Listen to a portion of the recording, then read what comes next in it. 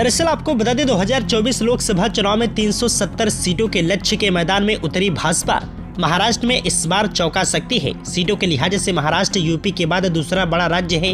महाराष्ट्र में 30 सीटों पर चुनाव लड़ सकती है। महायुद्ध के सहयोगियों यानी शिवसेना शिंदे और एनसीपी अजीत को 18 है या फिर इससे कम सीटें मिल सकती हैं। इसमें 10 सीटें शिवसेना और 8 सीटें अजीत पवार की पार्टी को मिल सकती है। हालांकि महायुद्ध के साझेदारों की तरफ से ज्यादा सीटों की मांग की गई है। सीएम एकनाथ शिंदे की अगुवाई वाली शिवसेना ने 11 से अधिक सीटों पर दावेदारी की है, तो वहीं अजीत पवार की तरफ से 9 से 10 सीटों की मांग की गई है। राजनीतिक हलकों में चर्चा है कि बीजेपी महाराष्ट्र में 30 से अधिक सीटों पर भी लड़ सकती है। बीजेपी की अगली सूची महिला दिवस के आसपास आने की उम्मीद है।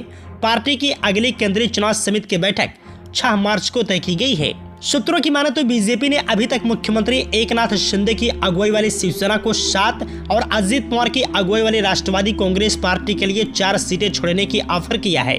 बीजेपी ने 195 उम्मीदवारों की पहली सूची में महाराष्ट्र की किसी सीट के प्रत्याशी का ऐलान नहीं किया है।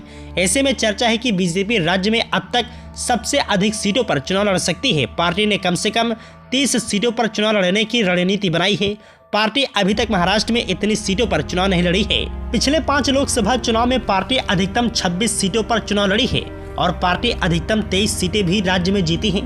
पार्टी ने राज्य में महायुद्ध के साझेदारों के साथ मिलकर 45 सीटें जीतने का लक्ष्य रखा है। बीजेपी ने पिछले लोकसभा चुनाव में शिवसेना के साथ लड़कर राज्य की 41 सीटें जीती थी। 2014 में यही आंकड़ा रहा था।